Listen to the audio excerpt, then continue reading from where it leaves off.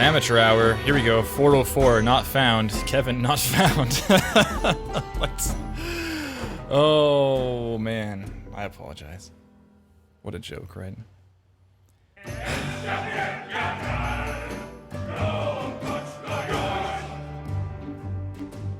Why is there freaking whispers showing up in my main chat? That's annoying. Very annoying.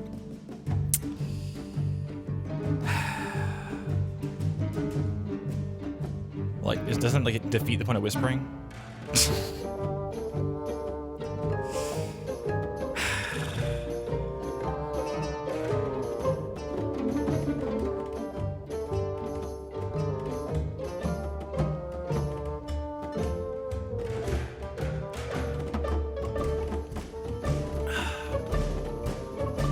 All right. Okay. I'm sufficiently calmed down. Perhaps I'll I'll also retweet this thing. Look at that, like Joey. It's so stupid. Why is it like that? Can I change that here? Chat settings. Don't show whispers.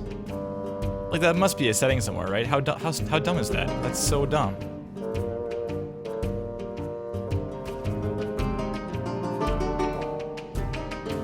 Well, it's not being fixed right now. So whatever. And then I have like Joey Goddard, another window here, as a little pop up at the bottom, being like, "Oh, Joey says hello." Yeah, no kidding, man.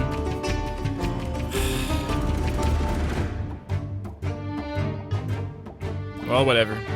Whatever. You are listening to the sweet sounds of Austin Wintory. The Tooth and Tail soundtrack. Yeah, Eduardo, at least you made it in time. That makes one of us. An Afro Dynamics, oh my god. Let me just retweet this thing on my own account, and we'll get going here.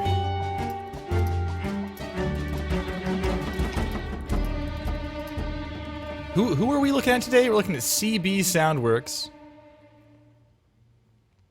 For a second, I thought that was Craig Barnes, but it's not Craig Barnes. Sidechain, what are you doing, man? There you go. Sidechain is out of commission also. What a joke today's stream is so far. It's fine. It's fine. It's all right. CB Sound in the chat. It's, in fact, Colton Bumstead, I believe. Follow me on Twitter. Perhaps I will. There he is. What a handsome man. It's a smile I can trust. That is at Colton B Sound. Okay, got it. With some demo submissions from at Colton B Sound. There it is. Yeah. And Stephen O'Donnell. Do you have Twitter also? Share. No, let's share on Twitter. I'll share this contact form on Twitter. I don't know. I'll just say his name. And Stephen O'Donnell. 2 L's? 1 L? 2 L's. 2 N's, 2 L's. I apologize profusely for what a joke today's stream is so far. Been working hard. It's like, oh yeah, real talk. Whoops. But hasn't been a joke in a long time. Also, I was on like Twitch beta, so I couldn't have the pop-out chat here. So I had to like get off of beta at 4:59 or 3:59 rather. Man. It's all right.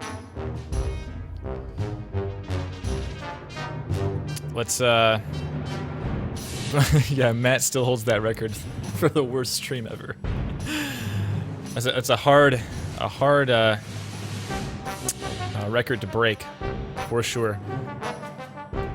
Yeah, Tooth and Tail came out a little while ago, like a week and a half, 2 weeks ago, something like that. It's been going pretty okay. It's doing all right in Steam, and the play rate is solid. At least a big patch called Kasha is Sad or something like that. We nerfed Kasha big time. Some other things too. But it's going all right. Apparently, Fox rushes were a problem, so we're back now. I'm gonna pause you, Austin, after this final drum hit, and let's get one Matthew Marteinsson on the line, shall we? Let's do it. And go. Should go Do Not Disturb also. Hey, man. Yo, Hey, that was a fast pickup. it You was. I nailed had it. like multiple things ringing at me. Well, Kind of crazy. at least one of us is ready for the stream. That's good. Thank you. Thank you for Yeah. keeping me honest. I'm like testing Skype with Matt, and I'm looking at the chat, and he's like, "It's 4." He's talking to me still. He's like, "It's 4." What a guy. Oh, okay. You have the links there, right? I got the links. Okay. All right. Perfect. Oh, just doing a quick little stretch here. I encourage everyone to get up and stretch once in a while. Don't There's. do as I do. Do as I say. Hmm. Oh man. Okay. So I suppose that before we get started, Yeah. I know you've been in the chat for a long ass time, obviously, but Yeah. I haven't been on Skype in a while. you haven't been on Skype in some time. I don't know when it last would have been. I think I have a schedule here. Let me see here. I can probably find out really fast. But in the meantime, would you mind telling me how Real Talk got started? Do you Uh, do you know uh, that? yeah. The way I remember it was for me personally, I was doing like reviews of reels on Reddit and Yeah. stuff that I just seen. I'd seen too many reels being put up by people, and then people getting their smoke blown up their butt about like how good they were, and I'd watch it and just be like, "This isn't good. You need to Mhm. know this isn't good." So Yeah. I started weighing in pretty honestly there, and then right around the same time, you seem to have the same idea on your stream, and so I popped in and was like, "Hey, I'm doing the same thing too. Like, Yeah. going to jump in with you and like get two voices in on this." Yeah. Yeah. Totally. It wasn't even just that the things posted on r/game audio like weren't good. It's that they like really weren't good. Like Yeah, they were like awful sometimes, and the and feedback is people like great work, and it's like no, it's not. yeah, it would be really bad, and somebody would be like, "This is awesome, it's great," and it's like, you should not send this to anyone. You are not going to get the feedback you think you are, or the reaction you think you are Yeah, from this. So, or any feedback. yeah, Yeah. So and then so and the problem is too that on top of that, people who this is in my own personal experience, people who would submit to r/game audio don't always want to hear the feedback they're getting. yeah, And it's with Real Talk, it was more of a okay, you want to submit, like we will talk about it together, yep, and you're gonna get honest feedback from myself. I've been in the industry like 8 years. Matt's been at like what 13, 14 years, something like that right now. 11, I don't even know what the number is. It's been 15. I 15. might be up Okay, to so 15 higher, or 16 now. I don't 15 know, a years, something long like time. that. So we have some experience between us, and on Yeah, top of that, the various guest hosts we've been bringing on board, like folks from like Raven and Valve and ex Volition, ex Bioware, yeah, Take Two, like all these places that are super solid. And so you hear it from like Travis Nace, who did all the Call of Duty Advanced Warfare weapon design. And he's like, "Here's what I think about your stuff." And you're like, "All right, so this is probably going to be worth listening to." And yes, it's a little more, it's a little more personal, and it's a little more kind of there's a lot more credibility when it comes with that kind of feedback from that kind of person rather than like just a handle on Reddit. It's yeah, like I totally get it when you get some feedback there and you're like, like, can I really take this seriously? It's yeah. like I totally Who understand is, it. who is this random person Yeah, on Reddit exactly, totally. that's anonymous? Like, Um, I don't know. Actually, way back in the day, Jeff, my co-founder at Power Up Audio, Jeff actually, uh, oh weird, thanks Damien. Jeff actually posted this like Dead Space 2 redesign. Maybe it was Dead Space. It was the trailer when he's like he kind of launches out of the ship and he's like doing the whole dive down to the planet, and he's like flying past all the space debris and stuff. Yep. Great trailer. Does a redesign. It's pretty cool. Puts it online, and this guy replies back, and he's like, "I have some feedback." And it was like pretty harsh, but Hmm. it was like evenly measured. There was some good stuff, some bad stuff, but he was like really calling out some stuff that can improve. And it turns out he's like lead sound designer at freaking Starbreeze. So it's like that's something. He did like all Yeah. the like he did Chronicles of Riddick and like a variety of games for Starbreeze. So yeah, just sort of interesting. Uh, anyway, I'm pretty sure the current stream says Matthew Marteinsson though, right? Yeah, I think what happens is like when it tries to uh, make previews in Twitter, Damien, it's like the preview doesn't keep up with actual things on Twitch so well. In fact, I posted our Twitch stream in Skype recently, and the preview image was like our old arrow, like the old Power Up Audio arrow. And it's nowhere on Twitch. Like it's completely removed from everywhere, right? So it's just so bizarre. It's still in some cache somewhere, you know? Frustrating. I can't change that, obviously. So oh well. So yes, those of you tuning in for Damien, sorry, for Darren Korb, I apologize, but you were stuck with Matthew Marteinsson today. Yes, and of course Matt's been doing this with me for a long time, and I with him, and it's been going okay. We're still doing it. Yeah. And I don't know how many reels we've done so far. I can probably glance at this right now. It's well over 100, 110, something like that. Yeah, I'm looking at the spreadsheet here, and it's like we're up to 100 and. Yeah, it's like, we're on row 130, and I think there's like a few holidays here and there and stuff. So, that's pretty crazy. Pretty close, like 110, 115, something like that. So kind of crazy. Yeah, and I guess do you want to mention Game SoundCon too? Sure. You might as well go for it. Yeah, you might as well. Makes sense. Happy to announce that we're going to be doing a Real Talk at Game SoundCon this year in November. Just kind of going over what the major learnings that we've got from reviewing 120, 130 reels and the common mistakes we've seen people made and how you can fix them. Mm-hmm. Yeah, so if you're at Game SoundCon, then freaking drop in and get a summary. Yeah. A summary of the last year and a bit as everything we've seen. Yeah, we're kind of we're still definitely kind of talking about what the format will be like in the room. Yeah. We're not going to be like reviewing reels on the spot, but we're thinking about kind of. I also don't want to bring up reels from people and be like, "Hey, this one sucked." Don't you agree? Yeah. I think the current plan is we're gonna make a shitty reel. Yeah. Of our own and be like, here's a shitty reel. Just like a bad site and bad reel and Yeah, not call anybody out. Yeah. Be like, so here's Damian Shepard. Here's what not to do. No, it's all right.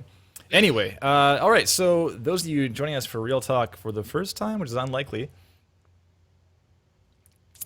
but the criteria is there on the bottom left of the pane here. So we're looking at presentation, material selection, content quality, and distinction from two people who have submitted their reels to us. One of whom in the chat, CB Sound, and Stephen O'Donnell. I don't know if he's in the chat right now. I'm not sure, but Stephen as well. And we're looking at presentation, material selection, content quality, and distinction. So these criteria kind of we kind of came up with these criteria as far as just observing what we ourselves look at on the site and just try to just categorize a bit at least, kind of help formulate some thoughts and help keep this often off the rails show on some semblance of rails. So for presentation, we're looking at your site as a whole, just like general aesthetics, things like flow. When I land on your page, do I know what to do, what to look at? If I want to see more things, are there more things for us to look at? The reel itself is, again, same thing, like aesthetics and flow, and if the titling is all correct, and if all the information we need is there, and if your name's on it, and all these things.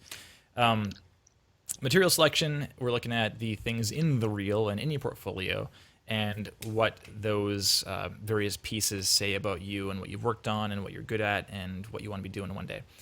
And content quality, we say, is this good? So unlike often r/game audio, where people are like, this is sweet, there kind of is an always changing, always evolving bar that is like the industry standard of what is awesome. And that's where we're always kind of aiming, like all of us at once, right? Everyone across the industry.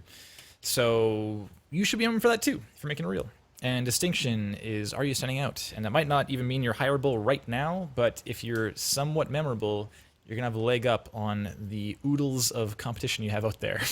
So you need something to kind of hook people in.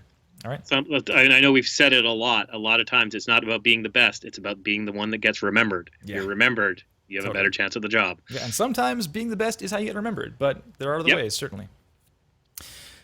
Okay, I think that's pretty much it. Although, you know what, Matt, I haven't heard it from you for a long time. Do you mind talking about how you got your first gig? Oh, geez. Do you recall this? Do you recall this first gig of yours? Yeah, my first audio gig for games was NHL 2004. I used to work in music, and I took a stint in QA because I wanted to pay my bills because bands have no money. Mm-hmm. So Like, yay, bill paying, that was a good thing. And when I got into QA, I reconnected with somebody I went to recording engineering school with, and they were already doing sounds on FIFA. They put me in touch with the right person at the right time that needed a third audio person for their team for NHL right when my QA contract was expiring. So I got like a personal reference in the door. I went into that interview with what I don't have a reel. I don't have, what do I show these people that I'm, not just a QA person. I know what I'm doing. I had a CD of bands I had recorded. Mm-hmm. That was it. Yeah. That was the most like not getting hired ever example of stuff. Like, that's fine, man. It's good. But at that time in 2003, whatever, 14 years ago, 15 years ago, that's all anybody had. So I was, like, I wasn't standing out for sure, but I was, in the market of like, well, that's all you've got. So things have changed a lot since then. The me that has got hired then would not get hired now. I think it's also probably worth mentioning that there is absolutely likely more people vying for those positions too. Because it's totally. So like when I was like growing up and thinking like, what I want to be one day, working in music or sound definitely was on my mind. And I went to college for music, right? But I went to college thinking about film scoring because films seemed, just for some reason, seemed like more realistic than working in games. Because like films are much more kind of at the forefront of the world's like entertainment industry, right? Whereas games are still a bit kind of in the basement. So, and then as I went through school, I got into audio for video, and I was like, oh, this is actually totally possible. I can do this thing. So my demo was pretty joke-tacular. It was also a CD dropped off at a studio, and I was like, here you go. And I listened to it now, and it's brutal. And actually, I have your demo right here, Matt. I found it while you were talking. I'm gonna play like 10 seconds. One of my freelance demo things I shared out. The Woot Woot demo? Yeah. So after I left EA, I went freelance, and I got to put together a demo. So I made this MP3 radio play thing. I think is what you've got, or is it just the random collection of sounds? Yeah, I'm gonna play like 10 seconds of it. Yeah. I won't play the whole thing, but here's the gist. Woot Woot Sound Code demo. Sci-fi sounds.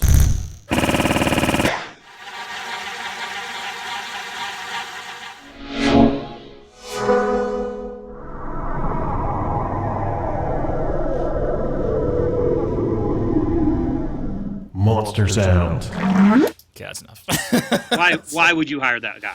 Like, pretty good. Why would you ever hire that guy? What is that? There's no context for anything. I don't know what any of that is.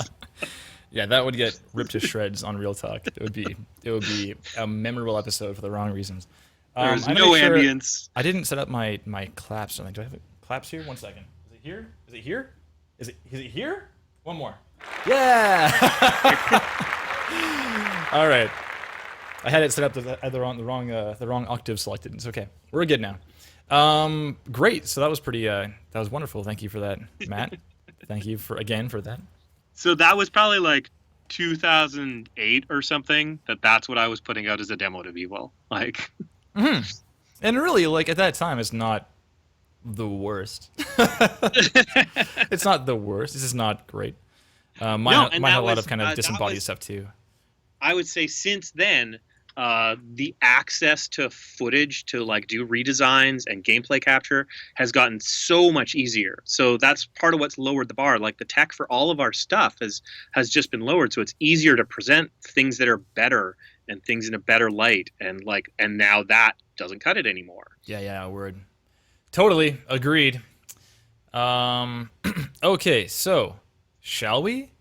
Yes. Let's do it. You have the 2 sites there, right? Yep. I did that much at least. Just gave the sites. Okay. All right. So let's go into, I guess we'll do CB Soundworks since he's in the chat right now. It's Colton Bumstead. Colton Bumstead. All right. So we're landing on the page. Big reel up front, big demo. Sweet. And big fader in the background. Sweet. Cool. And whoa! Congrats on the job. Got a job, Josh? I saw you sent me some messages on the Slack. I didn't look at it yet though. Josh Adam Bell got hired. What's up? Yeah, I talked to him a bit. Is it public already? Like, do we know where you are? Can I say this? I've been like in a private chat here, but I don't know if you've said where it is. I don't know. He hasn't told me where it is yet, but I talked to him before the interview and gave him some tips and stuff for the interview and stuff as well. And yeah, he got hired. So woot woot. Yeah. Woot woot sound. What's up? Huge. I'll wait for Josh's go ahead to say who it is, but regardless, congrats, man. I mean, Josh submitted to Real Talk a couple weeks back, and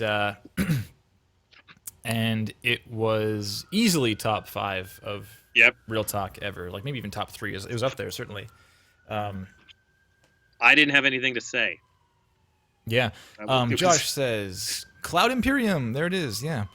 Actually, when I was asking Josh, like, how did they hear about you? And he's like, I can't tell you because it would give it away. And I was like, I know who it is. That sentence gave it away, man. Yeah, I knew exactly who it was when you said that, Josh. But I didn't want to call you out because you're already in a bad spot. I don't want to like drag it out of you, so it's all right. Cool, good stuff. I'm glad that you got a good recommendation and that folks were looking at your stuff and they were pumped.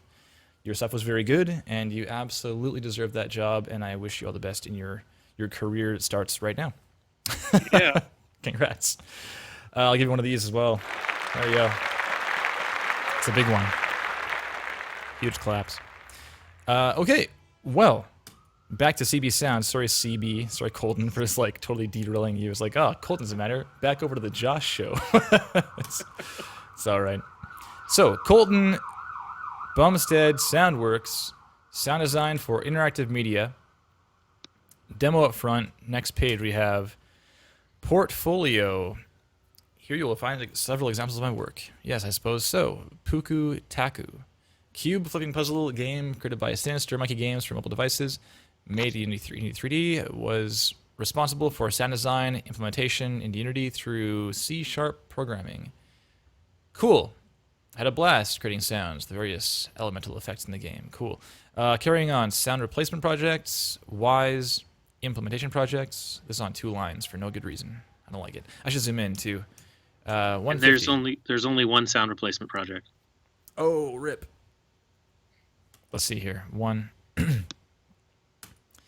Yeah. Is it all just Destiny 2?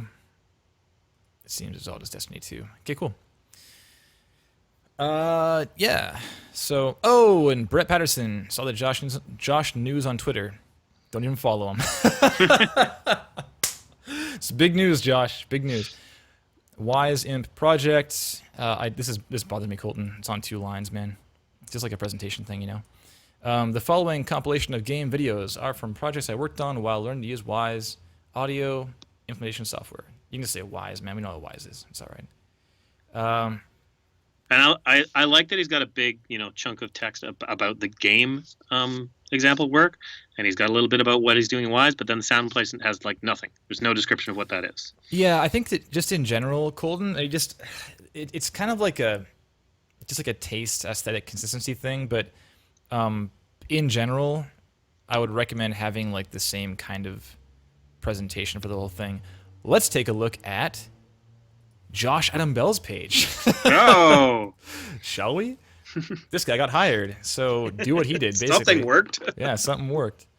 Let's open this page. Here we go. Josh Adam Bell. So this page, the aesthetic is fantastic, but if we go over to like projects, for example, we've got this big thing. It's like, watch this thing, and then small things, and then like, here's the gist, and then small things, here's the gist, small things, here's the gist, right? So it's definitely very kind of engaging and very just, yeah, it's like engaging to your senses, and you want to click on things, and you want to read about them and so forth, and it just seems like it's all made with one kind of creative vision in mind as far as what this presentation looks like. And yours is kind of a little more scattered. There's like left and right and up and down, and the titling is kind of thrown in or whatever. So it's not the kind of thing that will like hurt you a lot. Like I wouldn't not hire you because Wise Projects is on 2 lines, right?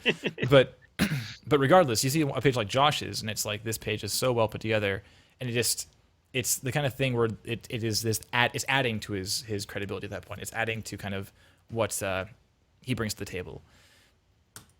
Whereas yours it's just like functional. It's fine as is. Let's go on to About, shall we? Let's read a bio. Is there a bio? About me. My name is Colton Bumstead. I'm a sound designer from Kansas City, Kansas. I have a bachelor's degree in music technology from the University of Central Missouri, and I have studied sound design and game audio through Berklee College of Music. Cool. Sound is what inspires, it drives me. I have experience in many different areas of audio production, including sound effects design, music composition, mixing, editing, field recording, Foley, game audio implementation. I provided sound for several mobile games and indie films, and I occasionally work as a live sound engineer at local venues as well. Cool. Sound pretty active. Following is a list of programs, etc. Passion for sound is rivaled only by my love for video games. It brings me great joy to use my talents to breathe life into virtual experiences. I'm always looking to work with teams of like-minded and passionate individuals in order to make their artistic visions a reality. Don't hesitate to get in touch. Okay, great. Cool. Cool. It's like, yeah, it's not too long. It's fine. The top thing is probably fine as is. And then bottom is like, yeah, it's there. I mean, this kind of thing, like, it's good to be on a third page because no one will care until they have reason to. So it's here if they want it, and if it's not. I think last week we had what was his name? Donal? Donal? It rhymes with tonal. Yeah, Donal had his page, and we totally missed the bio.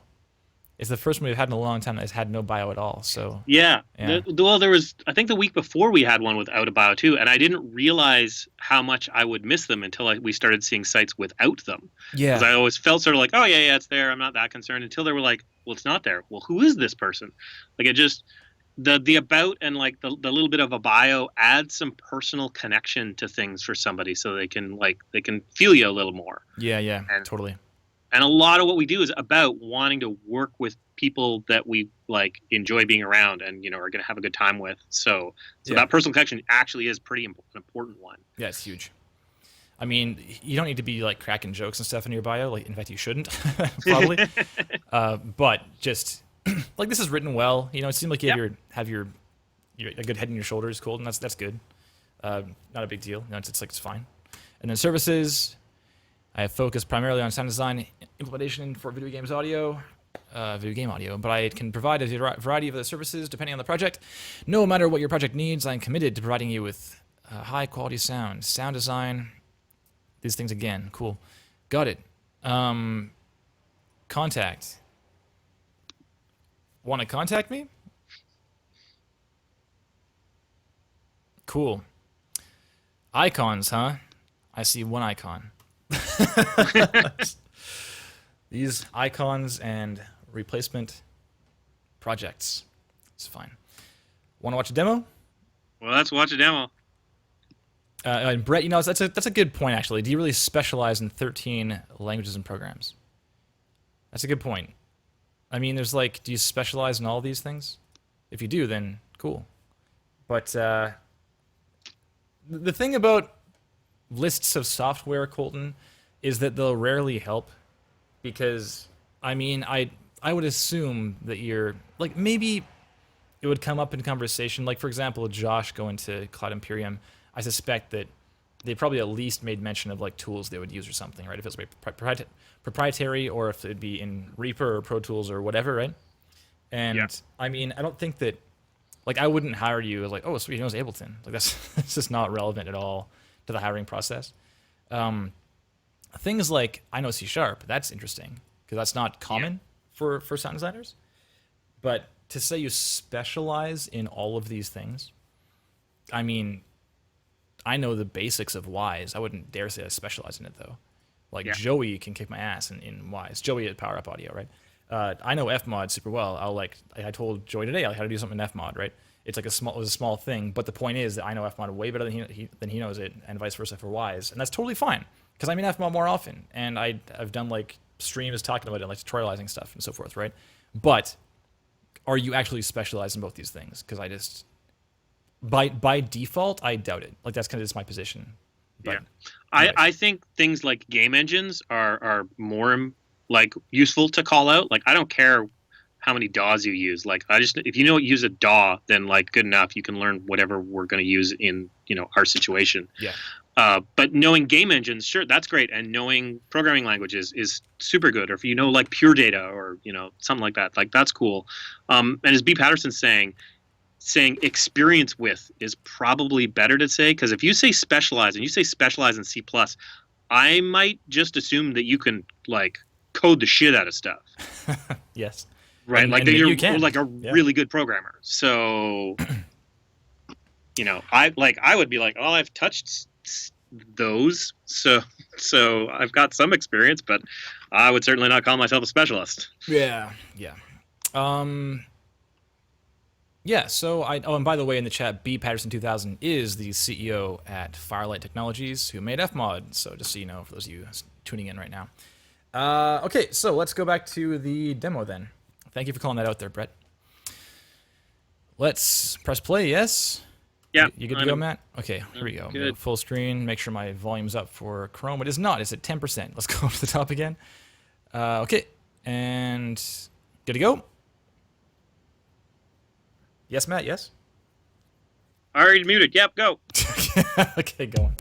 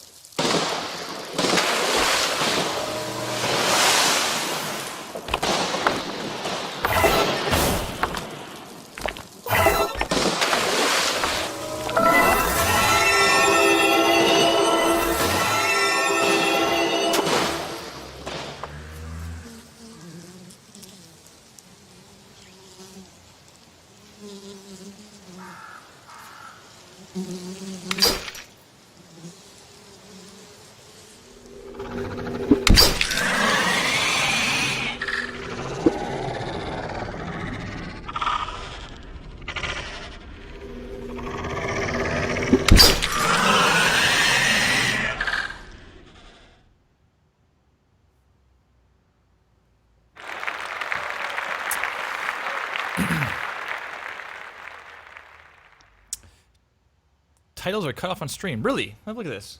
Monitor capture. What the heck's happening here? Monitor capture. Edit scene. Oh, it's freaking cropped. Sorry, guys. What happened here? How'd that happen? It's been the same thing forever. That's odd. Well, there you go. No titles. They are there. They're super low. So, sorry, guys. I'll deal with that right now. I don't know why it got cropped. Or when that would have happened. Very strange. Well, it's all there now, so that's cool. Yeah, so clasp, says Tony.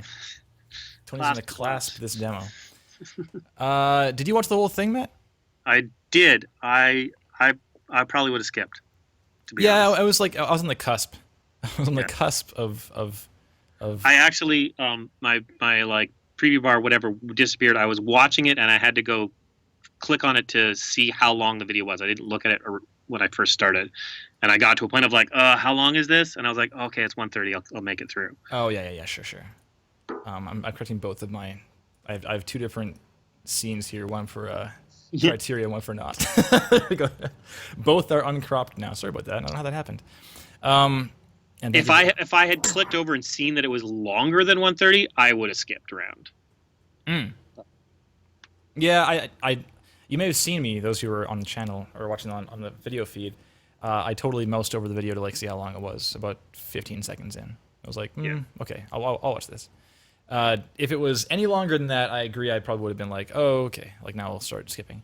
It was like fine, Colton. My really quick kind of just first thoughts is it was all right. It wasn't. I didn't feel like it was offensive to my ears. I didn't feel like there was any like really obvious rookie mistakes.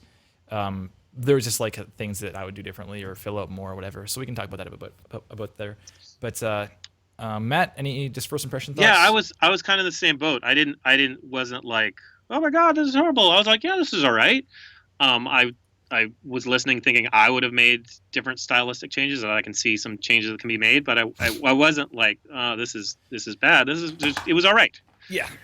There was a couple of small things I definitely change throughout it. I guess I feel that it starts off really slow. Like starting off in a menu is a tough sell. Yeah, I agree. I mean, I like the well, let's go through the criteria here. So, presentation wise, I mean, we just talked about the general titling and stuff. It's funny how an issue that would be an issue for like local, like on your own machine reasons, was an issue because your host here, Kevin Regami, doesn't know how to use OBS and is cutting off your titles. But the point is, your titles here at the bottom. Let's turn this down. The titles at the bottom are like really low to the bottom here, Colton, and unfortunately, if I pause this, it's like covering up the titles. So there's something called safe limits, something like that in video. And safe zones. Yeah, sure. And the lower this kind of information is often called a lower third, and it goes like here, like a third of the way up the screen. If it's at the very bottom like this, yes, you're leaving space to see the viewport, like the view of the video itself, but this is a very kind of unnatural place for titles to be. So it's again like a point of polish, but I would recommend putting that kind of thing like right here instead, because then you don't run the risk of it being stomped on by the various video bars of things that people are playing it with. And just looks more professional. It's a better place for it to be just aesthetically. Yeah. As far as the titling though, I think it stays up the entire time, right? Yep, it does. Good. Oh no, it didn't. My bad. It drops out. Oh, right at the very end. Whatever, it's fine. And then next one, sure, it stays up the whole time. And then limbo. Cool. And as far as what they say, this says Destiny 2 sound replacement demo, sound design, mixing. Yeah, I'd like assume you're doing mixing on this thing, man. Like the sound redesign is like kind of enough usually. Yeah. But I guess you can put mixing there. I don't know. It's not adding any more information. I have never seen a sound replacement demo from somebody that was mixed by somebody else. That's a very good point. Yeah. I will say that. Yeah, or that like they only did the mixing and nothing else. That's yeah. That's just very. If it's sound replacement, sound design is fine. Like sound redesign. Yeah, I feel that would be a distinction made for film, where those are different jobs to be being done. Yeah. Sure. You'd want to call that out, that those are the skills. But I've kind of, especially in the indie world that we live in, we do all of that. So it's. Yeah, I can imagine some kind of student project where the students were given assets and they just mix them. Yep. And that might be a thing, like mixing only. But in this case, it's just like really, it's superfluous, right? In general, across the whole thing, you may have already seen me kind of calling things out here and there. I'd really recommend you just force yourself to trim as much fat from your entire like online presence here, your reel and the site, as you can. Realizing that people's time is pretty valuable, and just that just boiling it down to what people need to know is kind of just naturally courteous, Like it's just like it's a nice courtesy to people being like, hey, here's all you need to know and nothing else, and then it's just like a nice thing to do. I spent literally the same amount of time reading this as I would have spent not reading it, because it's the same video, right? But regardless, it's still just it's a more tasteful, it's a little more elegant. And I definitely find when I've been watching videos, the more stuff there is to read, the less I'm paying attention to the sounds in the video. I'm being distracted by like, right, I'm actively reading this right now. Oh wait, what happened in the sound? Good point. Yes, absolutely. Carrying on. Next clip says Pukutaku Alpha by Sinister Monkey Games. Yes, relevant information. Sound design, implementation. I can't read this. Play. In Nerdy 5. Okay, cool. That's good. That's all good. It's all good to know. Yeah. Great. Next. Here it is. Limbo demo project. Sound. Again, I'd say sound redesign. We know that it's a demo project, but it can't hurt to say redesign. It's just a courtesy to Martin, who did the design for this thing. Yeah. And implementation wise, great. That's a cool one. We haven't seen Limbo in a while, but we have seen it before, so we can talk about that in a second. Okay. As far as like just how your titles look and the start and end, well, I think that in general, I can just talk about your site briefly as well, Colton. Um, if you're playing the Real Talk drinking game right now, get that pint ready because guess where we're going? We're going to iGameAudio.com. Let's do this thing. Here we go. Damian Shepard, look at this site. Looks lovely. Looks awesome. And we have Josh's site also, right? Looks lovely. Looks awesome. Both these sites have really clear kind of vision of what they want to be. I'll bring up Ashton Morris's page too. It's a very different looking page, but again, has a very clear vision of what it wants to be and what you're doing, right? Whereas your page looks kind of like it looks kind of like you're approaching something at a brand, kind of, but like you stopped before you got there or something. So like the CB Soundworks is fine, the little meter on the bottom, sure, whatever. It's like it's fine. And then this next font is like, okay, it's a bit at odds with the logo font, but whatever, I'm not a designer. Those two things, this is now the first thing I saw on your page, and this plus the green is kind of, you have a color palette here of the greens, the lines, and the white, and the meter and so forth, right? And the background fader. So we have this kind of like first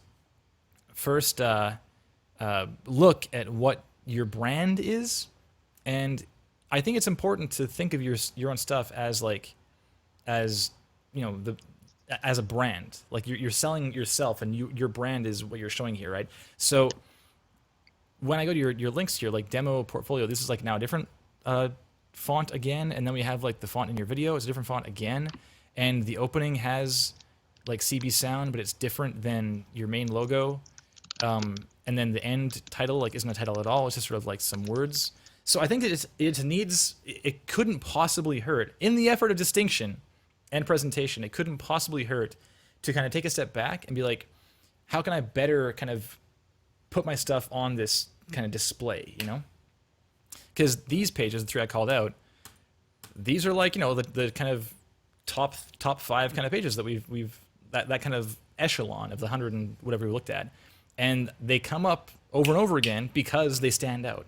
And just unfortunately, yours and many pages like it, they kind of like just blur together in the end. And I don't really, it's the brand isn't that strong, and the creative vision isn't that strong, unlike the aesthetics of it.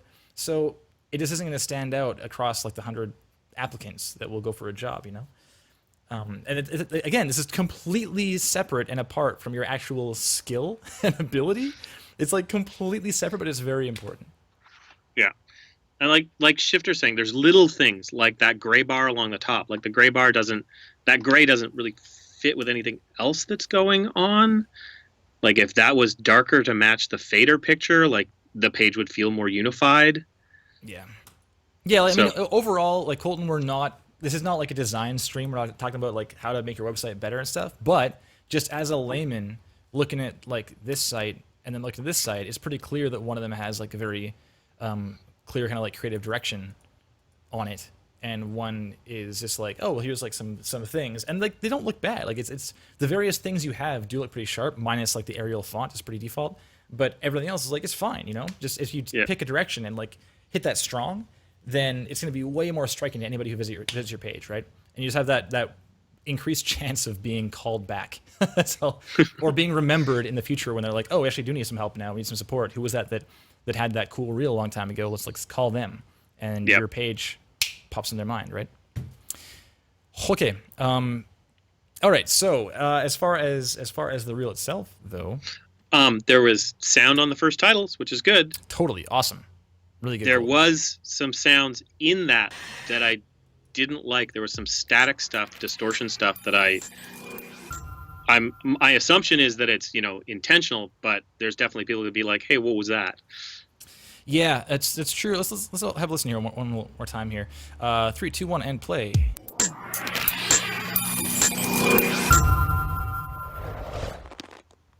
Yeah, so we have the kind of stuff happening earlier on, and then at the end of this whole thing. Yeah, and that can be kind of a cool stylistic choice. But the problem, perhaps, is that the visuals are all very smooth.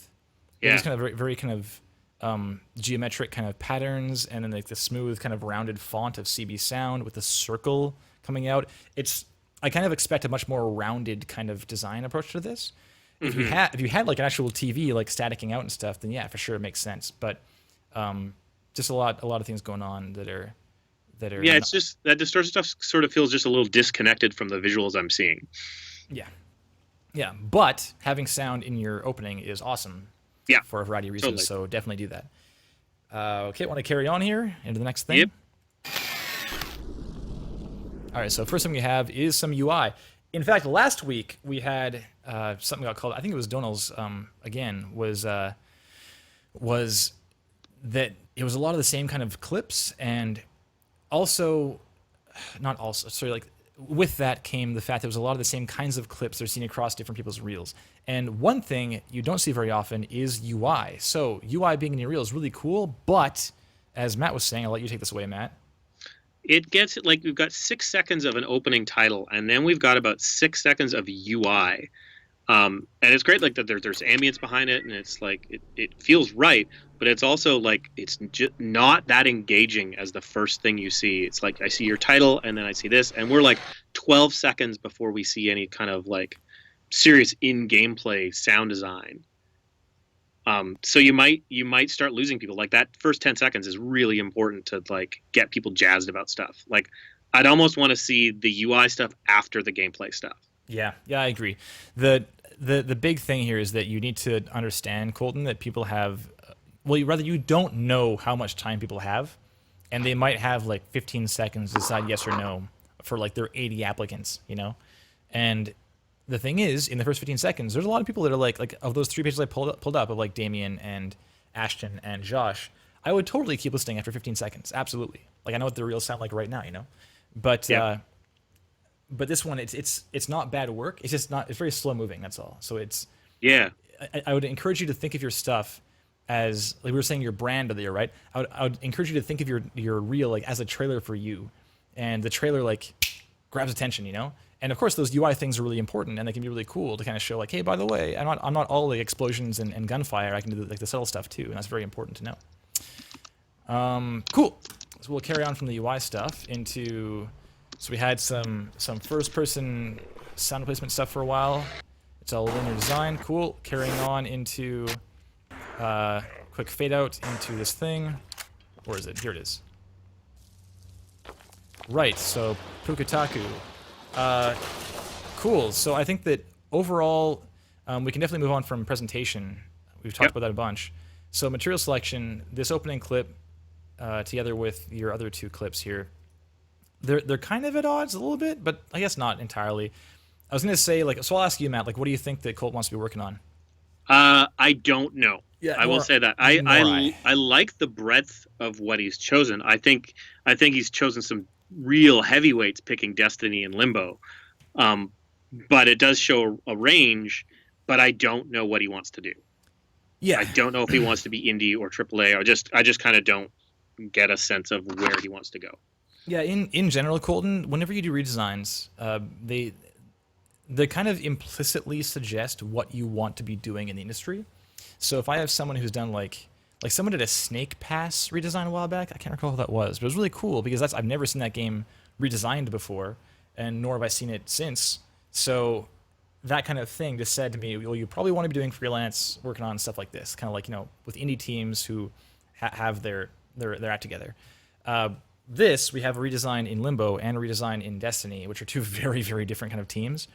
Yeah. And it's not entirely clear. That said, the Limbo thing is like, I'm inclined to think you want to work in AAA and you were doing the Limbo thing to learn about Wise. That's kind of what what I assume. You want to get out of Kansas for starters. Okay, fair enough. There's much game dev happening in Kansas, eh? So that's my guess, but I'm not sure. You know, so that's kind of the thing. The second clip here is something you're working on, which is great. And then the third thing, you redesign again. Like, it's important to have things you worked on or are working on, and things that indicate what you want to be doing one day. And this is just, it's kind of not entirely clear. So maybe if you had, for example, a second redesign or a second kind of first-person thing, then that would kind of solidify my idea that you want to be working in AAA. Yeah. If there was a 4th clip that like went together with one of the other clips in this, I would definitely be like, okay, that's where he wants to go, and this is other cool stuff he's done in the time being. Yeah. I'm liking this this drinking game rules discussion happening in the chat right now. One shot for AK Cube redesign. Hey, it's right here, by the way. I saw it in the portfolio. It's down at the bottom. Freaking Cube. Here it is. that's it. Yeah. So we'll carry on from here. So I guess material is fine.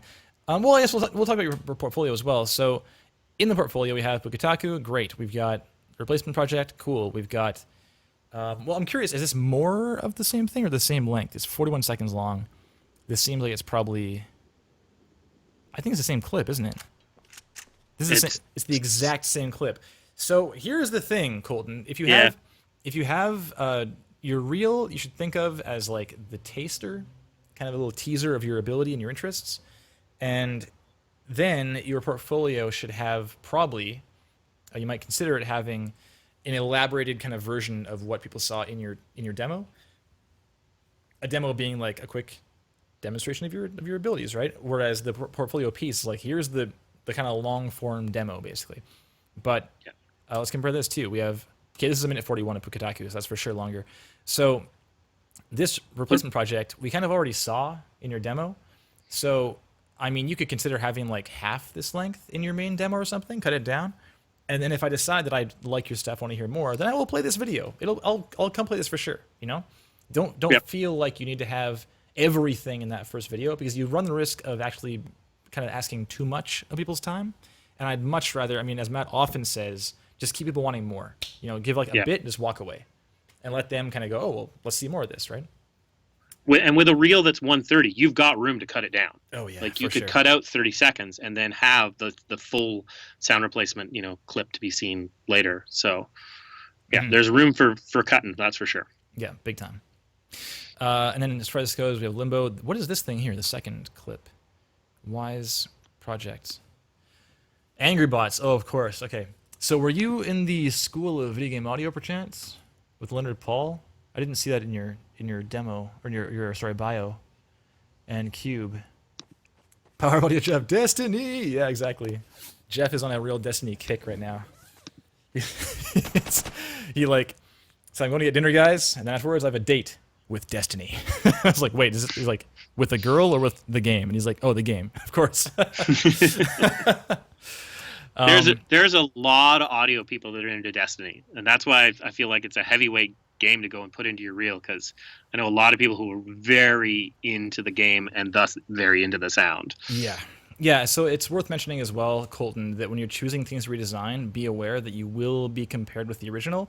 And as I just mentioned regarding the Snake Pass redesign, I would bargain that, or rather I would gamble that most people would not know what Snake Pass sounds like just off the top of their head.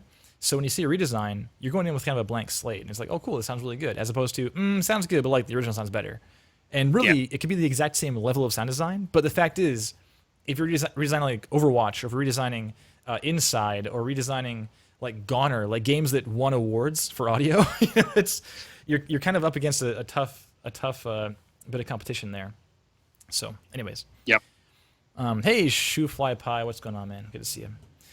Okay, so into the last clip. I mean, yeah, so Limbo sounds great, obviously.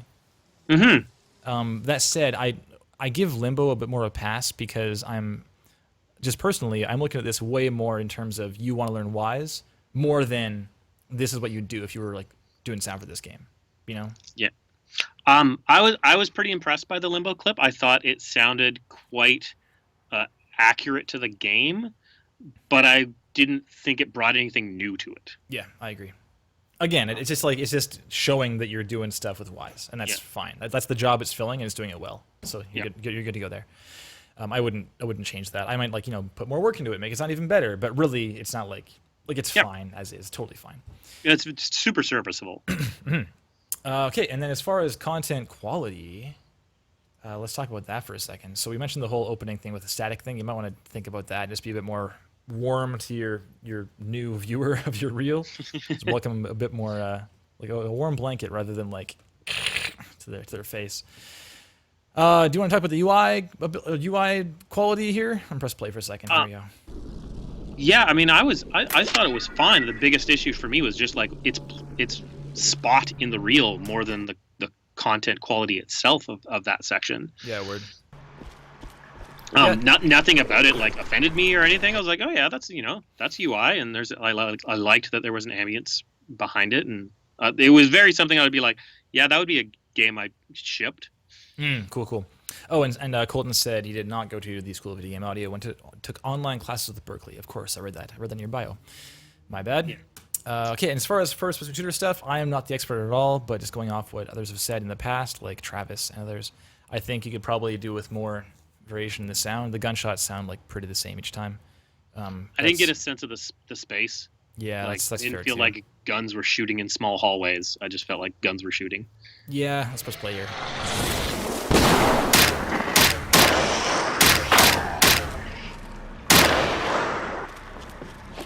Yeah, it's like it's pretty. I mean, just go play Destiny. Like that's the thing. If you've played Destiny, you're like, yes, it feels great to do anything in this game. Sounds awesome, and it's like a little bit abrasive on the highs and stuff there. Gun needs more weight, as Joey's saying in the chat right now. It needs more weight, big time. It's very kind of like high mids right now, and there's a lot of high mids in general across your design, which is maybe an issue. I think that I would recommend and encourage you to like record the output of games like that, or just like record, rip audio from like Let's Plays and stuff, just like videos like that, and just look at them in more depth. And if you're doing gun sound design, tear apart what's happening in games you like. Like look at those gunshots and be like, where's the frequency content? What's the weight like of this thing compared to mine? Like what's the bass like? What's the sub doing compared to mine? What are the highs doing compared to mine, etc. What's the space doing compared to mine? Just everything. And the thing is, I mean, that's how you learn. You're not if you do the same thing as them in a reel like this, I'd be like, cool. And in the case of Matt saying like, yeah, sounds good, not bringing anything new to the table, like I wouldn't mind if it's a first-person shooter like Destiny. If you did the same thing as they did, as well as they did, I'd be like, freaking hell yeah, that's awesome. I'm not telling you to rip them off, of course not. But in terms of like learning to do your craft, that's how you learn. It's like when I was in jazz school playing trumpet, I'd listen to Louis Armstrong and play his solo exactly, or play Miles Davis's solo exactly. And I'm not going to do that when I'm like performing or writing a song, but you do that to kind of like understand the foundation and see how they do it, like they as the pros, how they do it. And then you kind of get, there's this pathway that's lit up for you where you're like, oh, this is where I am now. That's how I can get there. And then you like take that path to go your own way, Kevin thinks he's like Miles Davis. Yeah, I played exactly like Miles Davis briefly. It was 1-to-1 with the songs he played. Anyways, yeah. So it's really important to sort of tear apart what others in the industry are doing and just seeing how to improve yourself, right? Yeah. Okay, so let's go on to the next clip. Yo, I saw Joey mentioning there's like tons going on in this next clip. I don't know what Pukutaku is. I have no idea, but it seems like a puzzly kind of game.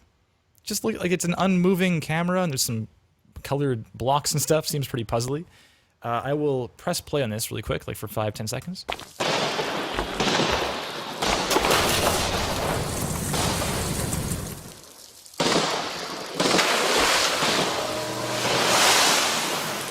Again, there's just so much high mid going on, man. There's so much. The thunder, the lightning things are striking. Well, hey, let's talk about just the style in general.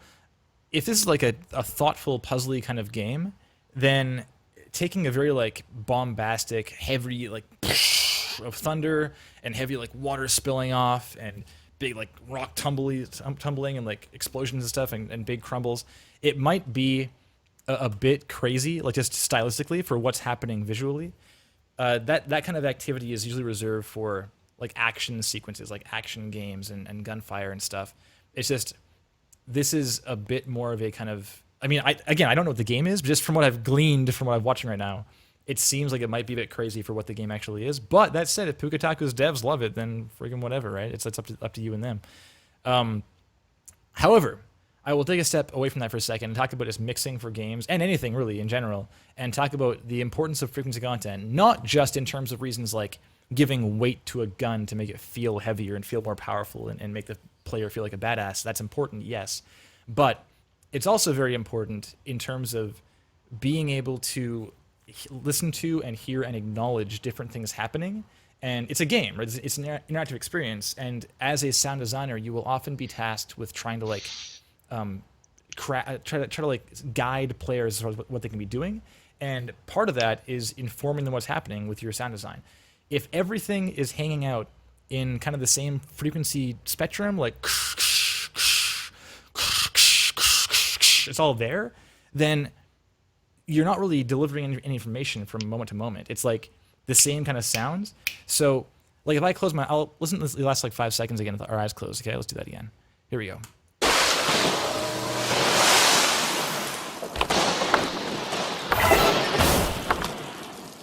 It's just like there's the one thing I picked out there was kind of the rock tumbles, and almost everything else was kind of in the same like it's all up there, and because of that I don't know what's happening.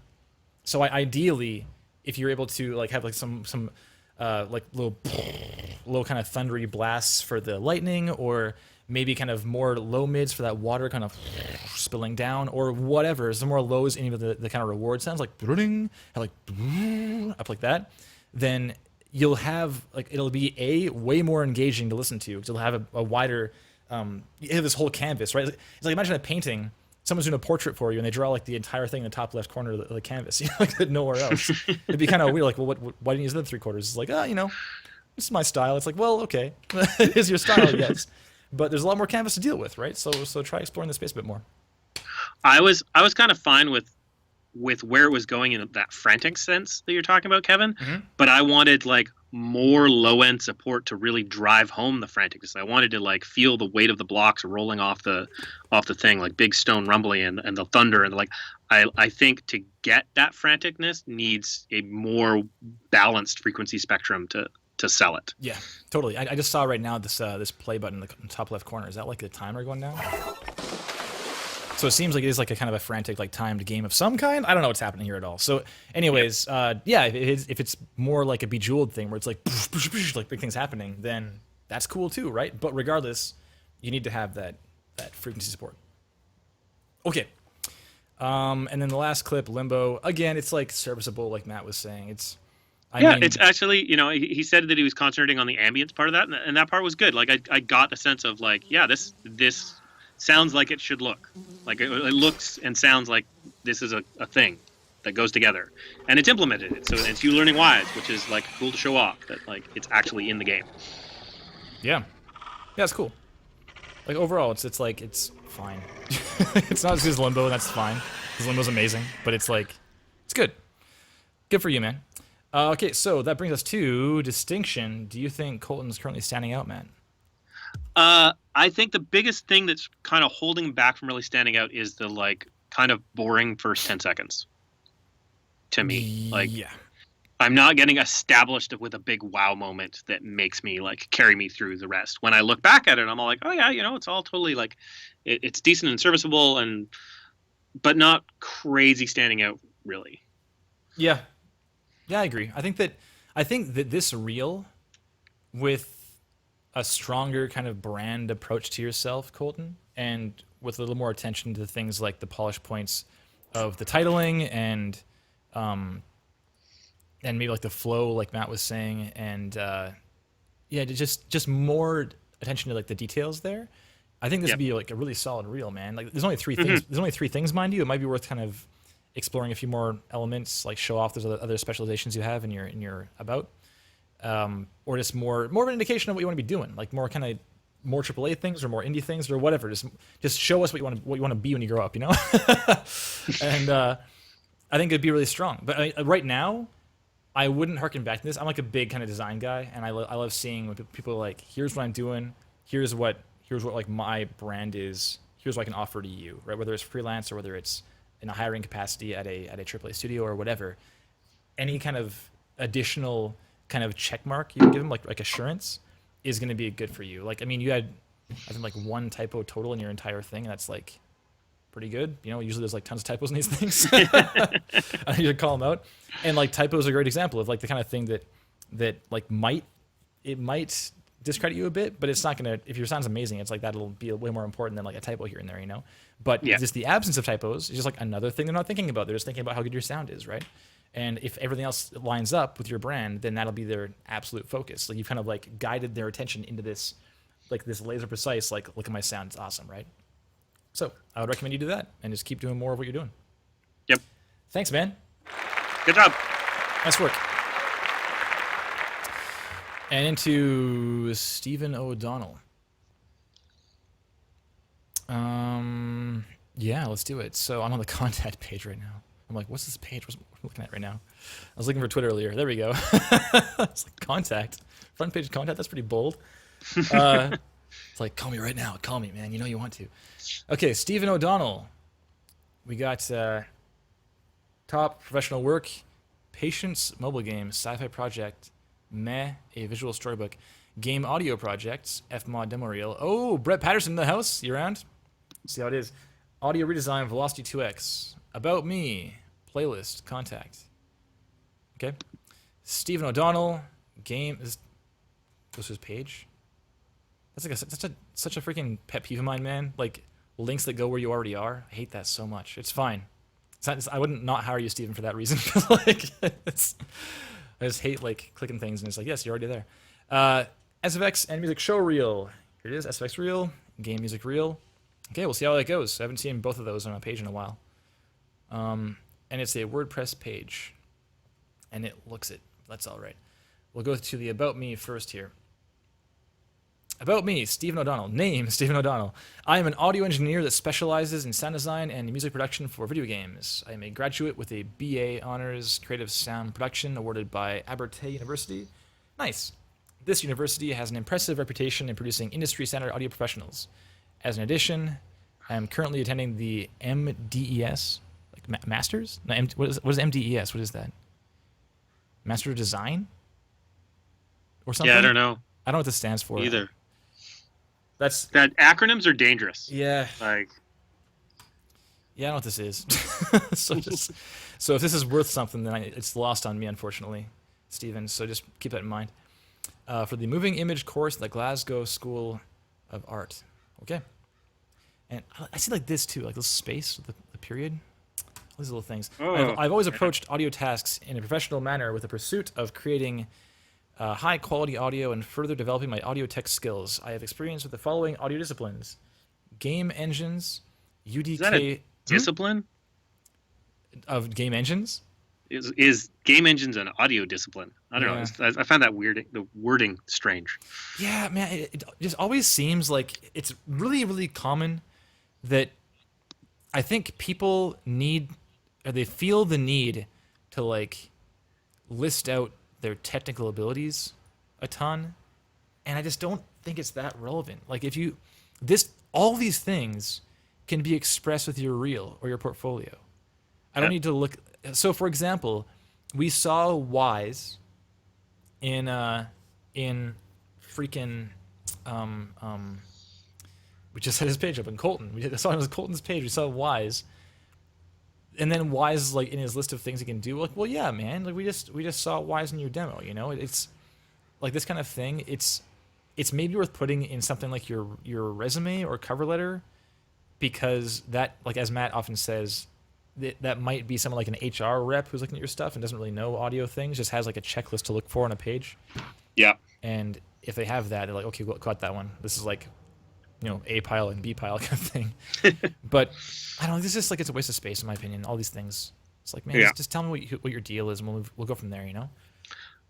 Interesting. Slightly lower on the page, he's got social media links that are like, share this on Twitter, and I find that strangely presumptuous that I would like, why do I want to share your about page on Twitter? And I'll bet you it's like a WordPress thing. Like, yeah, it's just like leave a reply.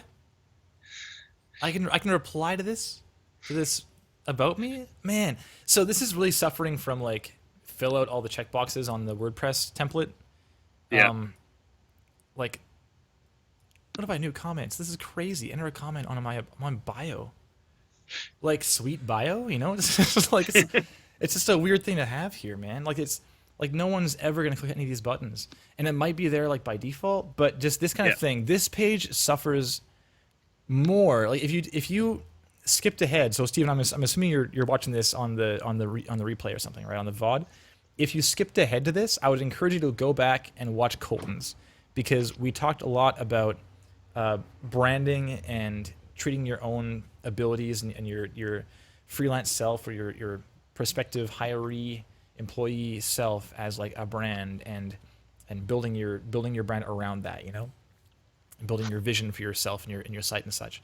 And things like a WordPress template do nothing to help that brand. In fact, they help you. They're detrimental because you end up looking like everyone else that doesn't have a brand.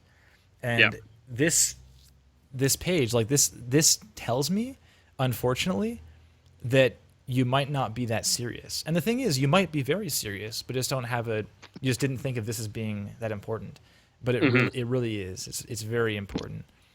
And I know Matt's often, and myself too, I've often talked about like viewing yourself as like viewing your career, whether it's like regardless of where you are on it along the line, is like as an investment, you know. Yep. And that might be time, as it is all the reels we've seen from people over the last year and a bit, and that might be money in terms of paying for a Squarespace or paying for Wix or paying for whatever, like the $10 or $20, whatever, I don't know what it costs, I have no idea, but like that kind of thing would just show you're serious that much more, and it would get rid of things like this blog at WordPress. Like we know, man, it's a WordPress page. Anyways, Sean Lavelle, if you liked my reel, please don't forget to smash that higher button. Oh man, subscribe to future comments in my bio. No, it's true. It's super weird, and it doesn't reflect well, unfortunately. We'll go to playlist. Is this for your music? Game music. Playlist is a weird button. And there's no context of what any of it is. So it's just like, here's a playlist. Oh, okay. I think some of this appears on the other pages in the professional work section as well. So it's just odd to just have this sort of like orphaned music on a page. Agreed. It's weird. And again, let's share this. This has got to go, man. It's got to go. Be the first to like this. Oh my goodness. Okay, so playlist is strange. The breakdown of this page is kind of weird. Like I'm not really sure where to go, man. And that's kind of a problem. And right now, the front page. Oh, is the big button at the top, of course. Oh man, yeah, I would agree. This is like the navigation's kind of weird. First, says Tony. Yeah, the navigation's kind of strange, Steven, because like when I'm somewhere else, it's not really obvious like how to get back to your reel. Like I actually don't know how to get back to the homepage. It's the big ass name button, man. It's the big Steven O'Donnell game FX and music. That would have taken me a while. Yeah, to be honest. Yeah, so Damien's saying that we all said, look at that comment in the chat, but Damien said look for a graphic / web designer, look for your site. Josh saying, as far as he knows, his site is what actually got him into the building at Cloud Imperium and got hired. So it's pretty damn important. That's huge. I can guarantee that if Barney made a recommendation, like look at this sweet site, and it was Steven's page or like someone's page like this, where it's like it just screams template and screams like free site, then it just right away you're like, oh, okay, well, are you serious? And you might be able to still convince them, but you're already kind of on the defense, Mm-hmm. Okay, so as far as your page, man, across the top, I would recommend you have home, or this could be like at the top left or something like that, like your name, or even the middle or something like that. Just very clearly, this is now a link. Yep. Home, and then on your professional work and projects, I would have like these three things: playlist, game audio projects, and professional work on like a portfolio page, and have it separated there as like this is things I've worked on. Next thing, like Colton's page. Colton's like, here's the things I worked on. Here is like this replacement demo. Here's the why stuff I'm learning or whatever, right? And it's all organized well. It's like here's things I'm working on. That's kind of all in one place. And then about me and contact are fine. Like those are fine as is, but have like home page with the front page, and then the portfolio thing with these in there. Because like I don't really know where to go right now to see more things. Like playlist, like Matt was saying, it's not clear what it is. I assumed it might be music for some reason and something, but like I didn't know what I was gonna get when I got there. Professional work, can I just click this by itself? Does that work? No. So I can click professional work and it goes nowhere. Yeah, you have to click down to the drop downs. So I gotta like go in here and then Patience mobile game. So and then there's like a wall of text and no video, no screenshots, no logos, no context really of what it is. Yeah, this is. And then just a music playlist. You're not making it easy on us, Steven. Like this is the thing about text is no one will read it until they have a reason to, and this is a lot of text to demand of someone's time right now on a thing they've never heard of potentially, or at least potentially, you know. And then sci-fi game project. It's again like leading with text. Oh, and this also says SCFI. That's the problem. Correct that. I have previously been a composer for a game project, 2D spaceships. Like leading with text is so. Oh my god, there's so much text here. No one's gonna read this. And it's blunt, but like no one's gonna read this at all. Unfortunately. Even a screenshot above that text of showing part of the game would like make me read that text more. Like right now I just see wall of text and I glaze out. Yeah, it's just like you need to this needs to be sold better in terms of here is the thing and like visual storybook. Here we go. This is helpful. So something up top. This is definitely a step forward. It's big time. Yeah, totally. Man. There's a logo. Like, okay, I have some sort of like visual connection to what I'm about to read. Mm-hmm. Yeah, way better. And link to the thing, cool. Mm-hmm. That's kind of courteous and good to learn more. Great. But man, okay. Well, I go to game audio projects. What am I seeing here? Josh Adam Bell, freelancer, the game, as in the freelancer. What do you? I don't know what you're looking at here. I don't know what you're talking about, Josh. If you want to clarify. Game audio projects, Fmod demo reel. Let's go here for a second. So Fmod demo reel, we've got minigun cooldown. It's like a weed whacker. Sweet. So demo reel created at the School of Video Game Audio, taught by Leonard Paul. There we go. See, this page is even better than those other ones because it's like I open it and I see a video of stuff. Okay, cool, and I can read about the video I'm about to watch. And it's like it's a good amount of text too, like 2 sentences. Yeah. Here's the gist. Great. Yeah. This is super good. This is way better, Steven, in terms of this page's presentation. It's still a lot of clicking. I stopped talking because I got distracted by all the text, but it's really important to kind of like, if you have a portfolio page, it's like, boom, I have all this stuff on the page, and you could probably do like a section of Fmod stuff or a section of professional work or whatever, and it would be really easy to kind of find a way around. I'm gonna jump back on Josh's page really fast here because this is relevant as far as this current issue. Projects, here you go, and you have like these things, and then next thing, Unreal Cave, next thing, there's like these dividers. It's really clear these are all things he's working on, and there's different things happening, and they're like titled well. I can see what it is. I can like get the gist here, and I can learn more if I want to. It's like very kind of, it accommodates for people's visitation like really well because they can kind of do their thing, and whatever they want to do, your page like accommodates for it. If they want to just glaze and like watch things only, not even care what they're looking at, then that's fine. If they want to read everything in depth, they can do that too. It's all there, right? But it isn't demanded. Like compare this page to that sci-fi game project. It's like, this is crazy. I can't watch it. Let's go over to the audio redesign really quick. Velocity 2x. I've seen this game before, sure. And then, yeah, again, it's like a lot of text. Have this first, man, and have like your gist much shorter. Just even just putting the video on top, so that when I come to the page, the first thing I see is there's the video. Would change my desire to read all that text. Right. Yeah. Well, let's go back to this front page here. Stephen O'Donnell, Game Aspects and Music, and SFX and Music Showreel. Let's go SFX Showreel, yes? Let's do it. Okay, so let me get this full screen, make sure I'm turned up. I think I turned it down. Yeah. All right, and crank this. 122, not bad. Let's go full screen. 3, 2, 1, and...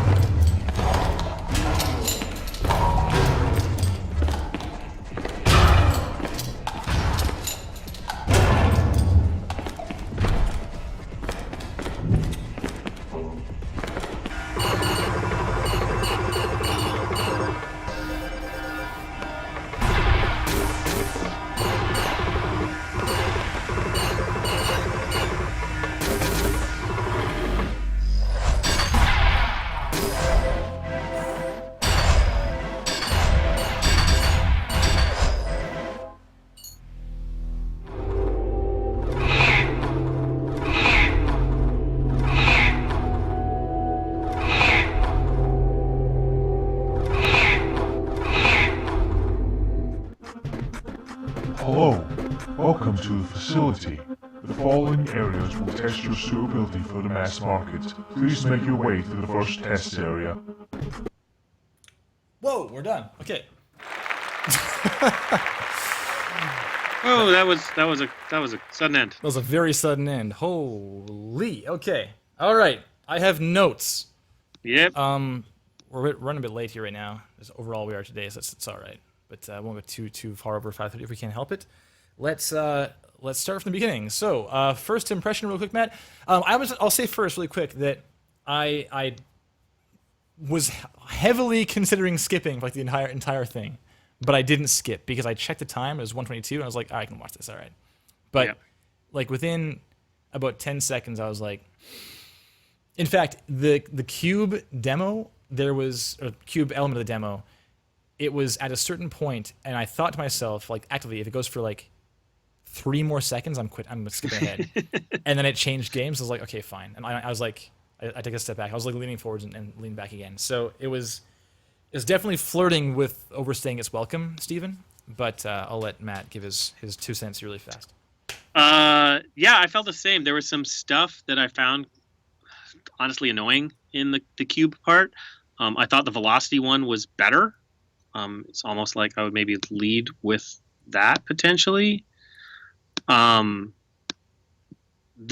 was no titles off the top, which like I was like, what am I watching? And titles disappear. There was titles at the end, which was great. So that was my first gut reaction to stuff. Okay, so let's blast through presentation really fast here. Presentation-wise, this title is pretty rough. Show Real SFX. I'd recommend having your name in this thing. And, in fact, on the YouTube channel, what do you have here? All audio original and or used from legally obtained... Oh, man, fix that too. Legally obtained sources. All copyrighted material has been used for demonstration purposes only. Credit given. Great, okay. So your name's on this at least, but I'd recommend having your name on this video, man. You have no idea how someone's watching this video, and just don't leave nothing up to assumption, basically. Just make it very, very clear, abundantly clear who this is and what they're looking at, okay? There's people that if they have to take one click to find out who you are, they won't. Yeah. Yeah, it's not because they're like just jaded and terrible people. It's because they have 100 reels to look at, you know? And just that kind of absence just immediately, or rather it may indicate just an absence of attention to detail and an absence of just like, again, just being serious, right? And if they want someone like Josh Adam Bell, then this kind of reel starting is not quite up to that same standard, you know? So let's go full screen again. Here we go. So press play. Disclaimer, some shifter. They might still be jaded and terrible people, or one of the two. Yes, it's very, very possible. It is possible. Not necessarily. All right, so we'll press play here. Off the top, who are we looking at? We're looking at Cube 2. Okay, so there's no... I hate YouTube's UI. We're not looking at anything but this right now. So this title is a bit low, same as Colton. Bring it up a bit. Lower third, put it like right here. So this video bar and the more videos and such has no danger of stomping all over it. If I pause... Cube 2, Sauerbraten, School of Game Audio. Yep. Recording, editing, mixing, mastering, implementation. Cool. Carrying forward. I would shorten down that first bit. Like I don't need recording, editing, mixing, mastering. Just like sound design and implementation would be like. Yeah, I like hearing recording sometimes. Like it means that they record their own stuff, but. Yeah, fair enough. But that might be a good thing to have on like your additional info page, where you have here's the thing in the longer form, and me talking about what I did, and here is, a picture-in-picture of me recording the thing I recorded, and just whatever. It's nice. It's more and more kind of icing on top, you know? I would leave your title up. It disappears in a bit. If I skip back in this video, I need to search for your title and see what you did. Just leave it up the entire time. There's nothing. It's like half transparent. It's fine. It's tasteful. It looks good. I like this title a lot, actually. It just would have been great to see it the whole time. Yeah, it just needs to stay there. Next clip, we got Velocity 2 X SFX redesign, gameplay footage, recording, editing, mixing, mastering. Put a space after this comma. There's spaces everywhere else. We've got this next clip. We've got a visual storybook, recording, editing, mixing and mastering, SFX and music. Cool. This clip really confused me, but we'll carry on from there. the facility, the effects of game audio and narrative, SFX, music, dialogue, implementation, again, put that space there, UDK4, extra space here, and game design. It's, I don't know, no idea what this thing is at all, but I mean, it was okay. It was all right. I would like to know more. I'm curious if there is more somewhere else on the page, but I don't think there is. We'll carry on here, and the end comes suddenly and without warning. Yeah. And then we have a final title of Stephen O'Donnell. This is good. Put it at the beginning also. Just put it there also, and you're good to go. 2017 SFX showreel. The date thing goes back and forth on Real Talk occasionally. It's not that important. If you're sending me a reel, I assume it's recent. And if it's not, I would like question why, you know? So if you want to keep up with your reel and keep making more of them, make sure it's always up to date, then sure, I guess. But the date doesn't really help me at all. I just want to know if you're good or not. I feel like the dates go into like having blogs and like having a blog where if the date is there, I'm going to look and obsess more over the date versus if it wasn't there, I wouldn't even think about it. I'll just assume that this is the latest, greatest thing you've got. Yeah, just show me the best thing you have. And if it's not this, why is it not this? Yeah. Okay, cool. I'm going to glance to the music showreel really fast, just out of curiosity, and see if this is kind of your focus or not. So I'm going to crank this. It's 1:35. Okay. I might watch the whole thing. We'll see. We'll press play, and 3, 2, 1, go.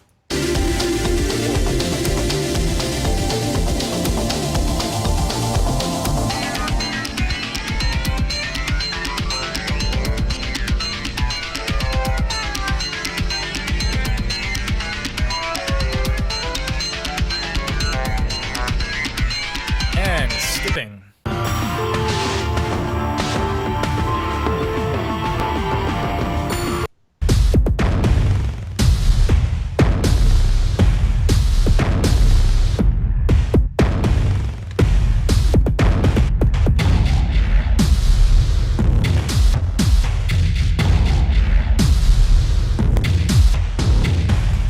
Cool. Cool cube tunes, man. All right. Josh says, good design music underneath that thing. Yes, awesome. And same with the SFX reel, by the way. Good. Yep. There's no music happening here. Great choice. Let's talk about the material selection on this thing, on this first one. Matt, on the show reel SFX. Right, yeah. I also just want to say I was actually like I thought the music one was pretty good. I felt it was pretty on point for the visuals being shown, like all the music fit and stuff. Agreed. Yes. Be good. You know, we've seen cube stuff a lot. I don't think I've ever, maybe only, can't recall if I've seen a Velocity one. I've seen one. And then you've seen it once? Just one, yeah. Yeah, and the meh is like something that you know you shipped and did. That's cool, and there's like a lot of it's got implementation built into it that you're showing off, which I think is good. I can't tell what he wants to do. I will say that this is another reel. I'm not sure where you want to go. Agreed. I guess shooters would be the. Yeah, I guess AAA. I don't know. Yeah, it's not entirely clear, man. I mean, the thing is, I know Cube was done through school. The thing about school things, we say this all the time, man, but I would encourage you to get this school element out of your reel ASAP and do something as good or better that achieves the same goal and achieves the same kind of functionality as service of like saying, I know Wise or I know FMOSD or whatever. Yeah. Just do a new thing that is not from school. Because the thing about school is, yes, you went and you committed that time and money to do school, sure.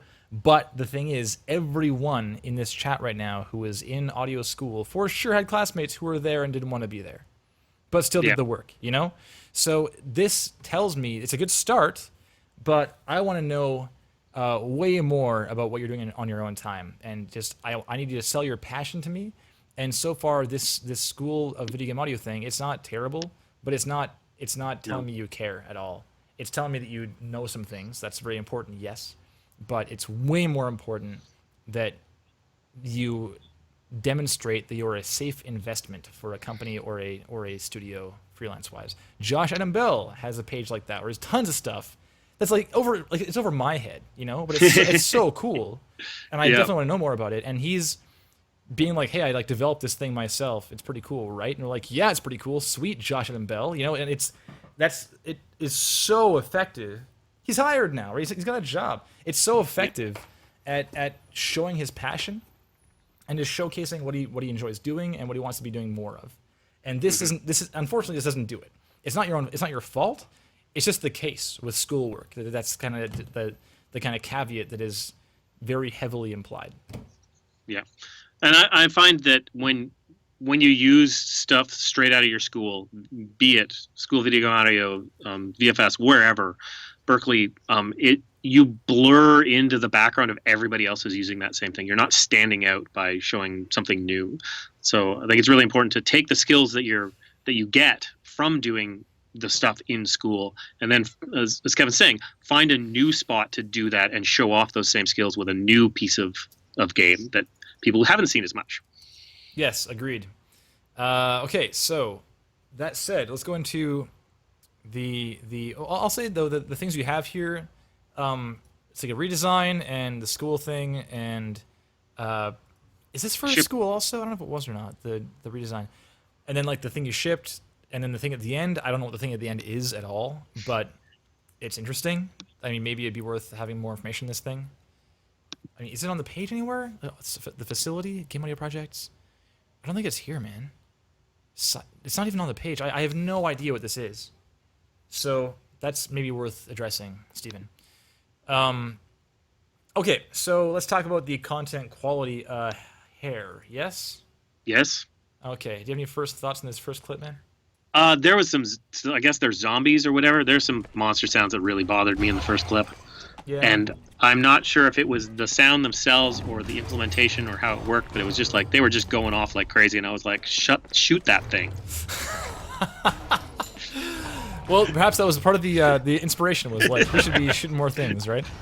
Yep. So if you can hear it, it needs to die. Yeah, it's definitely like all over the stereo field. It's like things happening. I heard it also. It was definitely on the. It's informing players there are enemies and you should kill them. Yes, but there's kind of a balance beam to watch there, or to walk there, that you want to inform them without being there like all the time. You know. Yeah. I like the velocity stuff better than the cube stuff. Yeah, me too. I thought it really fit the game. Yeah, cube was really so Damien says really fast, hurts my eyes. I don't. The speed didn't bother me.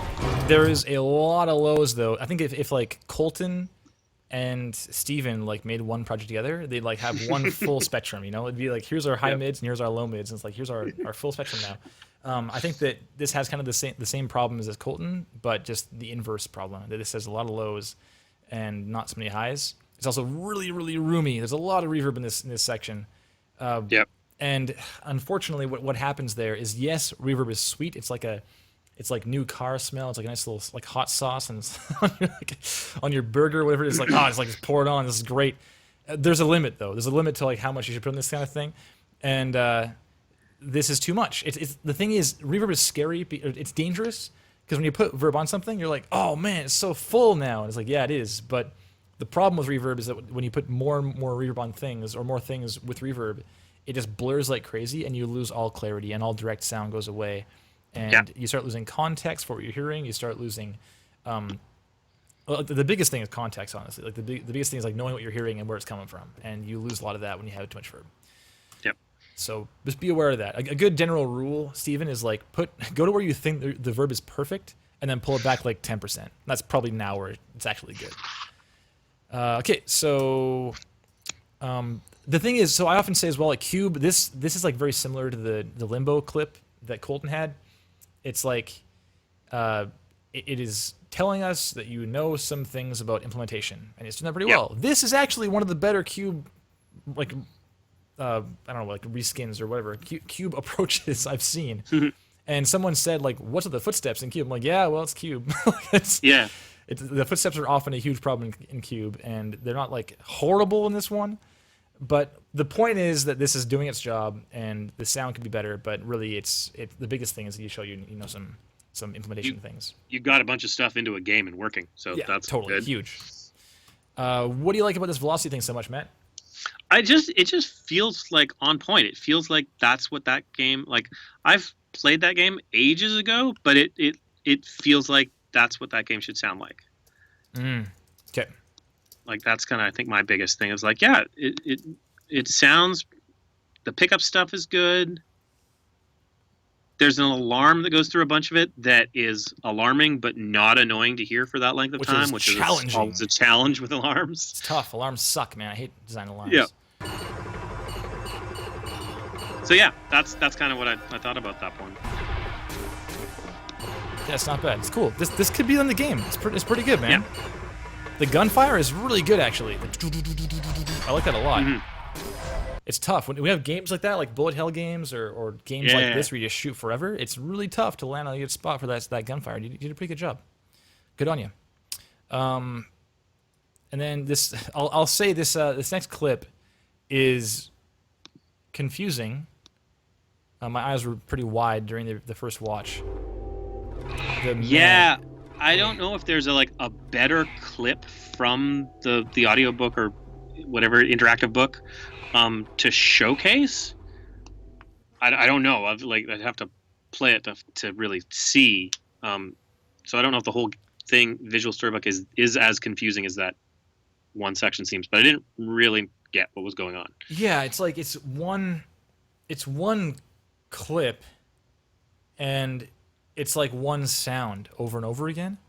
And I was waiting to see more of it, but I just don't know what this is. Like, I don't know if this is on like a mobile thing or like, I don't know. I'm not sure what this thing is at all.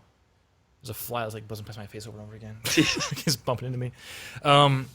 Yeah, I just don't know what this is. And it's not really, I mean, I guess you have more info though. What's to say on the more info?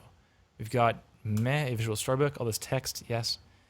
My role involved creating sound effects and music for an interactive storybook, like a Device 6 kind of thing, where it's like, so teaches kids about depression. All right, that's pretty noble.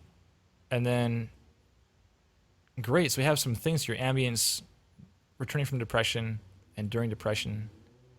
Interesting, this is really cool actually, but I wish there was more in the reel to kind of indicate what we were watching, or we were looking at. Yeah, I mean, you could have like some more titling or something to kind of give us a helping hand through what we're looking at, but yeah, I don't know. I mean, one thing too, we have all that text there, Stephen, and I would honestly encourage you to, instead of text, have something that's more engaging, like a video of you playing the game and talking about what you did or whatever. Like that can be really interesting, and also helps us learn more about you. Because like Matt was saying, when you have it about me, yes, but just learning more. Like hearing someone speak about what they did confidently and with like enthusiasm is very like attractive as far as hiring.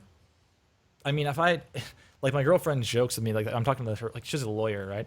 And I'll be like a law party and talking about game stuff. And I'm getting like pumped, and they're like just like, yeah, okay, sure. It's just like, it's not. But the point is, they don't understand entirely what my job is. But they know I'm into it, you know? And you can do the same thing with this. I might not understand what the storybook thing is, but if you're like, oh, like this thing, here it is, then I'll be on board, you know? Whereas a bunch of text, it's like very kind of matter of fact, and it's very clinical, and I don't really know what this thing is, so. I just threw a link into the chat there, like I went and did a search for it, and it's like, this is the publisher of it, and it's like, it's got more screenshots and more description, and it's sort of like, that really helps sort of convey what it is and stuff. Yeah, totally. Okay, cool, great. So right away, that's like just a step forwards. Oh, and the last clip. Let's talk about this content quality and then wrap this thing up. Let's go. Yeah. I'm like, okay, here we go on the front page again. I was just like having a hard time seeing where I was and where I was going. Play full screen. Last clip at like a minute or so. Okay. Yeah. Hello, welcome to the facility. The following areas will test your suitability for the mass market. Please make your way to the first test area. Okay, so. And it ends. Yeah, we didn't really mention this like specifically, but basically, as a sound designer, your job is often to take people on a journey and to dictate flow and that kind of thing. And this reel in its current status or current state doesn't indicate that you have a good understanding of flow or the role that you would play in dictating that kind of flow for a player or a viewer of something that you're working on, right? because this reel being a trailer for you should take people on a journey, and it kind of falls off a cliff at the end. It's just like it's like, hey, here, welcome to the facility, and we're done. Like, it's very kind of it's very unceremonious in how it ends. So unfortunately, this clip tells me nothing. Like, I don't know what this is I'm looking at, and B, it's over so fast that I can't hope to gain any like understanding of what this thing is. So it's just a bit of a problem there, The sudden ending almost negates anything that I have picked up in watching that length of it, because I'm just so jarred that I'm like, oh, what did I do? What did I see? Yeah, what even was was that? I forget. Yeah, it's crazy, man. So I would. It's not like bad work in there. I mean, I like hearing voice processing and stuff. It's kind of a cool thing to have in a reel. But I wish I knew what this was. Yep. Anyway, okay, so ends pretty rough. I would fade this thing out into your titling, sure, but that's kind of that. So whatever. Distinction. Is Stephen O'Donnell standing out to you, Matt Marteinsson? Not exceptionally. I think it could if it was reordered a bit and added to a little. I think it's got potential. I think I'd agree. I think the stuff in here is like not bad. It's not bad work at all, Stephen. There is obviously there's room for improvement, as there always is. And it's not like the best design I've heard, but it's not the worst either. I'm not even close. No. It's very clear that you have some chops and you have a lot to bring to the table, but unfortunately your presentation of that and like how you present yourself and just the reels flow and the site looking very WordPressy and the whole like share this page, like the navigation being kind of a bit obscured, and just there's a lot of like small things that on their own would be very small and probably not noticeable, but like there's a lot of small things you're building up, and it kind of just leads me to suspect or to at least question how serious you are. And the thing is, I don't know the answer to that question. I'm not saying you're not serious at all. I just these things being present would lead to kind of a natural question to be asked, whether it's even like a conscious question or not. It might just be a feeling.